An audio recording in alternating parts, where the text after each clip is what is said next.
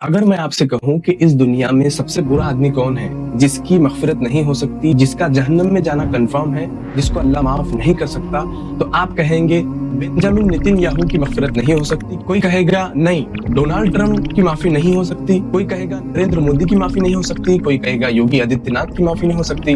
ये मुसलमानों को नुकसान पहुंचाने के लिए कुछ ना कुछ करते ही रहते हैं। सब अपनी अपनी राय अलग अलग देंगे, लेकिन कुरान की राय क्या है? अल्लाह क्या कहता है?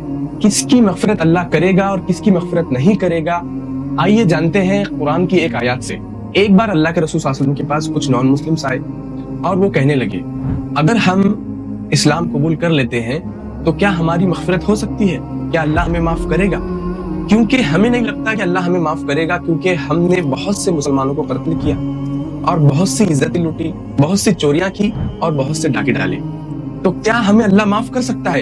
इस सवाल के जवाब में एक आयत नाजिल होती है कुरान की। वो आयत है सूरह अज़-ज़ुमर की सूरह नंबर 39 आयत नंबर 53 में। अल्लाह ताला कहते हैं अल्लाह के रसूल सल्लल्लाहु अलैहि वसल्लम को, जिन लोगों ने आपको सवाल किया है उनसे कहो कि ऐ मेरे बंदो, जिन्होंने अपनी जानों पर जुल्म किया है वो मेरी रहमत से यानी अल्लाह की रहमत से मायूस मत हो जाओ। बेशक अल्लाह सारे गुनाहों को माफ कर देता है, क्योंकि वो गफूरुर रहीम है।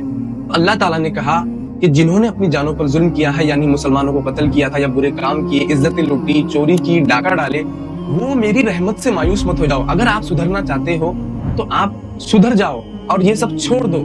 अल्लाह आपके पुराने गुनाहों को सब माफ कर देगा। एक बात यहाँ पर सोचने वाली है कि जो लोगों ने अल्लाह के रसूल को देखा, अल्लाह के रसूल सल्लल्लाहु अलैहि वसल्लम के सामने मुसलमानों को कत्ल किया, बहुत सी इज्जतें लूटी, बहुत से डाके डाले, बहुत सी चोरियां की और बहुत से घर उजाड़ दिए, उन लोगों को अल्लाह ताला कह रहा है कि ऐ मेरे बंदो, मेरी रहमत से मायूस मत हो जाओ, आप इस्लाम में आ जाओ, आप सुधर जाओ, मैं आपके सारे गुनाह माफ करने वाला हूँ। ये आयत को सुनने के बाद दो चीजें बहुत क्लियर है। पहली कि दुनिया में ऐसा कोई इंसान नहीं है जिसकी माफी नहीं हो सकती, जिसकी मगफिरत नहीं हो सकती।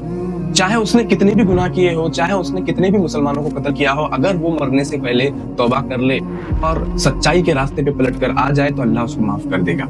क्योंकि अल्लाह के रसूल सल्लल्लाहु अलैहि वसल्लम को जिन्होंने देखा और मुसलमानों पर अल्लाह के रसूल सल्लल्लाहु अलैहि वसल्लम के सामने कत्ल किया, उनको अल्लाह ताला ने माफ कर दिया।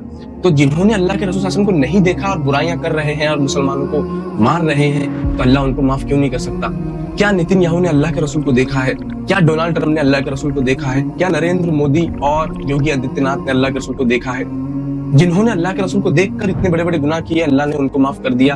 अगर वो बुराई को छोड़कर अच्छाई के रास्ते पे चलने लगे तो अल्लाह ताला इनको माफ क्यों नहीं कर सकता? अल्लाह इनको भी माफ करेगा। बस शर्त यह है कि ये मौत से पहले इस्लाम की तरफ आ जाए, इस्लाम के रास्ते पर आ जाए और बुराइयां छोड़ दे।